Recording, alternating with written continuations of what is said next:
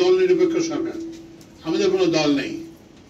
তো এই জন্য যে মানে যে একটা যাতে একটা কি বলে নিরপেক্ষ যে নির্বাচন হয়, মানুষ যাতে নির্দ্বিধায় নির্ভয়ে ভোট দিতে পারে, তার পছন্দের প্রার্থীকে সেই পরিবেশ সৃষ্টি করতে হবে।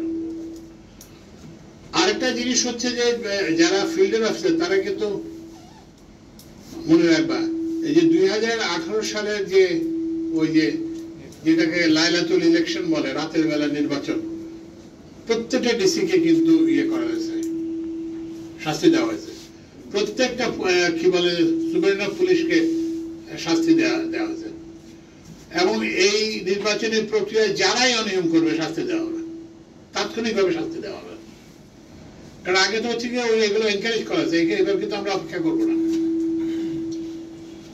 আরেকটা জিনিস যেটা করবা না, যেটা ইয়েতে দেখা যাচ্ছে, কে জিতবে না জিতবে নির্বাচনে, এটা কিন্তু তোমাদের সরকারি কর্মকর্তার বিষয় না। যে নির্বাচিত হবে তার সঙ্গে কাজ করতে হবে আমাদেরকে।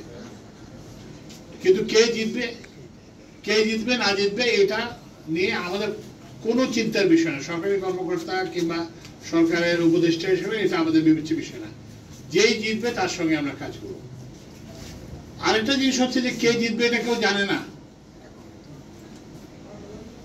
কারণ হচ্ছে যে অনেকগুলো অনিশ্চয়তা আছে এখানে এই ভোটের নির্বাচনে। আওয়ামী লীগ এখন ওই যে অ্যাক্টিভিটি নিষিদ্ধ, কিন্তু তাদের তো ভোটাধিকার তো নিষিদ্ধ করা হয় না। তো তারা কাকে ভোট দেবে তোমরা জানো? কেউ? আমি জানি, কেউ জানে না। 1 নম্বর অনিশ্চয়তা।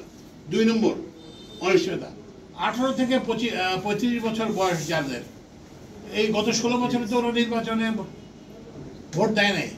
ওরা কাকে ভোট দিবে তুমি জানো? তাহলে কিসের ভিত্তিতে বলতেছে অমুক জিতবে, অমুক প্রার্থী জিতবে? ওই যে যারা আগে আমরা দেখছি যে ওসি সাহেবরা ইয়েরা আগে থেকে আটঘাট বাঁধে যে অমুক তো হবে ওনার সাথে, এসব ভুলে যাও। ঢাকা ইউনিভার্সিটি ইলেকশনের দিকে দেখো যে আমাদের গ্যাসের সরবরাহে ঘাটতি আছে, 1000 MMC ঘাটতি আছে। তো সেই জন্য আমাদের সরবরাহের ঘাটতি আছে, কিন্তু তীব্র গ্যাস সংকট নাই এবং তীব্র বিদ্যুৎ সংকট নাই। কারণ হচ্ছে যে আমরা প্রত্যেক মুহূর্তে আমরা মনিটরিং করি, বিশেষ করে বিদ্যুতের জন্য যে কত লোডশেডিং হয়েছে। তো বলি দুটো জিনিস, যে কোনো জিনিস একটা ওই যে একটা বাচ্চা শিশু জন্ম হলে একটা প্রসব বেদনা হয় না, তো এরকম হচ্ছে যে কোনো উন্নয়ন প্রকল্পের একটা প্রসব বেদনা থাকে, মানুষের একটা সাফারিং হয়। কিন্তু এরপরে এই যে ঢাকায় যে মেট্রো রেল এসে এখন তো সবাই খুব বাহাবা দিচ্ছে, বলছে যে মেট্রো রেল এত সুবিধা হয়েছে, কিন্তু যখন কনস্ট্রাকশন হয়েছে তখন কি অবস্থা ছিল? সবার কষ্ট হয়েছে। বলতেছিলাম বসো, তারপরে বললো যে সব অফিসের